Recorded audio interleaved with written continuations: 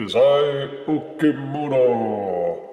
I'm sure I pronounced that correctly. Hello, my baby! Hello, my honey! Hello, my ragtime gal! Suddenly you kissed my wife! Baby, my heart's on fire! We now review the Jizai Okimono Skeleton Warrior, part of the KT project from the good people at Kaiyodo. Many of you may be aware of my fondness for skeletons, so when the minions found this on BigBadToyStore.com, I said, sure, why not? Made with Revoltech construction, it promises to be a versatile and glorious display piece. So check out the cool photo on the front, side panel text, and on the back an array of photos demonstrating what the skeleton warrior can do, along with text guides. Of course, I could read them because I'm deaf and I'm universal, and I know all languages, but for now I, just don't want to.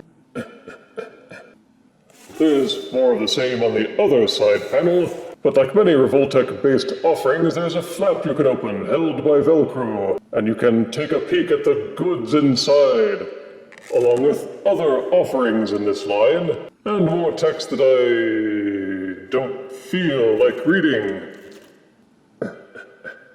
Anywho, let's crack open this puppy and seize the bone. Out of box, the Okimono Skeleton Warrior comes with a small instruction leaflet, a small plastic base where you can mount the figure for display.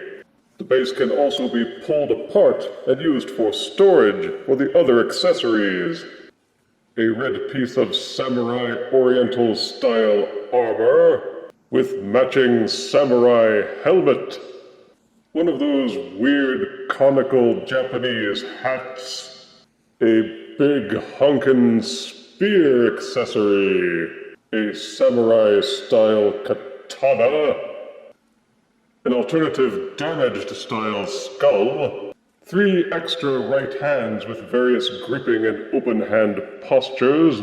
And 1 spare left hand with an open grasp posture. And this is the Skeleton Warrior skeleton, the framework around which all the accessories revolve. The skeleton by itself is a little less than 6 inches and feels very light, mostly because unlike robots or other action figures with flesh, the skeleton is made of mere bones. As such, it will never have the weight and the heft of, say, a Star Wars Black Series figure or Marvel Legends. Since it doesn't have much mass, it tends to feel a bit floppy, and yet also it doesn't. The joints don't hold much weight, but since the figure doesn't have much weight to support, the joints hold their positions fairly well, at least out of box. The detail work is impressive. The bones aren't just one flat color. They painted weathering, grime, and decay on them, as well as painting some of the insides of the crevices to give it a much more dimensional appearance. The same goes for the armor. The extra parts and even the weapons appear well painted, with silvery paint for the metals. There are simulated cracks, fractures, and other detail work, which actually does a decent job of camouflaging the Revoltech joints. But all the materials feel like they're made of a softer, more flexible plastic. The plastic doesn't feel rubbery, thank goodness, but only the base really feels like it's made of the sturdier plastic that we're used to with most action figures. You can sympathize why they made the choice, however, because the skeleton and many of the accessories have thinner parts and sections, which might easily snap if they were made of the harder, more brittle plastic. Each piece seems to have just a little give and flex to it, so if you're careful, nothing should break. While not anatomically perfect, they did put a lot of care into the sculpt work. The bones have gaps and spaces where you would expect to see them, even on the hands and feet, though the thinnest parts seem to be joined together across by sections of joined plastic, to make them less fragile. You will see that on the hands, on the feet, the rib cage, and along the forearms and shins, so the figure will stand up to careful handling, though you'll want to keep away little kiddies and people with ham hands. The The articulation for the figure is made up entirely of Revoltech joints, and the Revoltech joints are made up of tiny pegs, which are joined together by a bendable hinge. Each one of them has give and flex to it, and when inserted into their sockets, they can rotate, as well as angling up and down. And the Revoltech skeleton has such joints at the base of the skull, also at the base of the neck, at each shoulder, one at each elbow. Each hand is hinged and will rotate left and right, as well as being able to spin each wrist in its socket. There is a Revoltech joint just below the rib cage, just above the pelvis. There is one on each hip, one for each knee, and one for each foot. Each shoulder blade can be angled to the left and to the right, but watch out for this clavicle bone. If the shoulder blade catches on the clavicle while you're twisting it, you could easily break and snap it. Try to keep the top of the shoulder blade above the clavicle bone. The jaw is also hinged so it will open and close. You can get quite a lot of poses out of the Okimono skeleton warrior, so long as you remember that this figure is fragile. As long as you treat the figure with care and don't get too rough with it, you can stage many excellent poses. Balance can be tricky since the figure is so light, but you can use the pegs on the base to give the skeleton warrior an anchor for many of the poses that you need.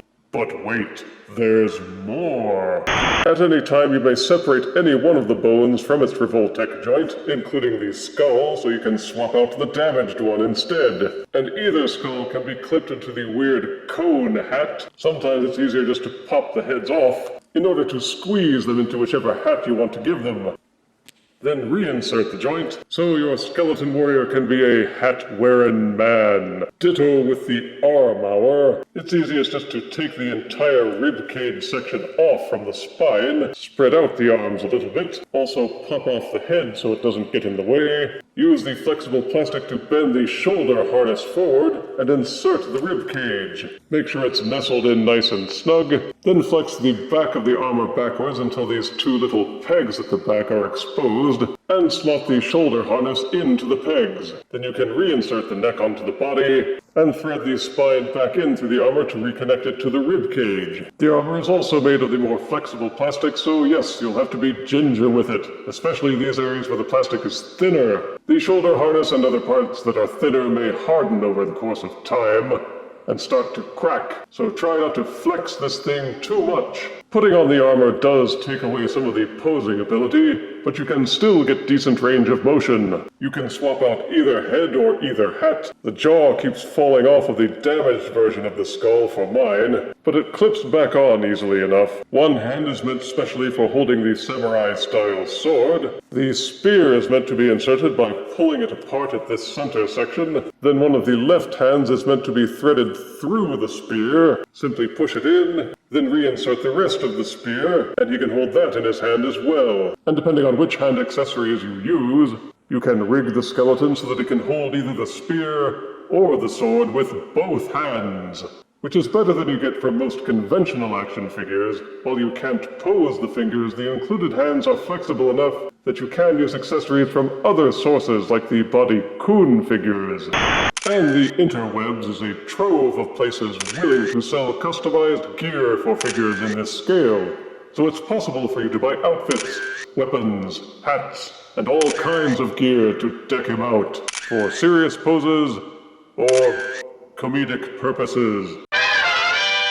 For size comparison, here is the Okimono skeleton warrior next to the male gray body kun figure. Here is the skeleton warrior next to Marvel Legends Homecoming Spider-Man. Here is the skeleton warrior next to Jurassic Park Amber Series male Velociraptor, aka Deinonychus. And here is Okimono skeleton warrior next to Transformers Studio Series Mega Weapon.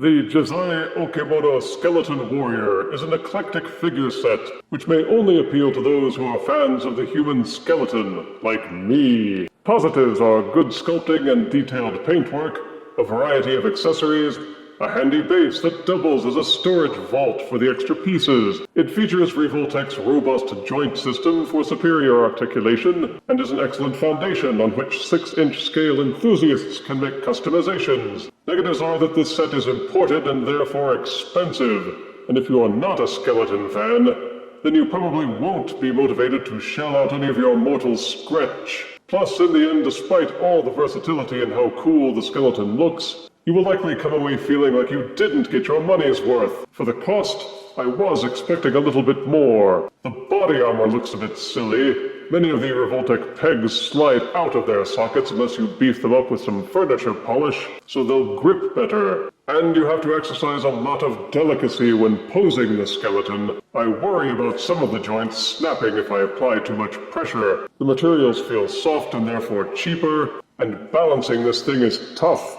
especially if you have him holding any custom accessories, because those accessories may well be heavier than the skeleton itself. And if you have the money to spare, check it out at bigbadtoystore.com to see if it tempts. I give the Okimono Skeleton Warrior set a subjective 7 out of 10 deaths.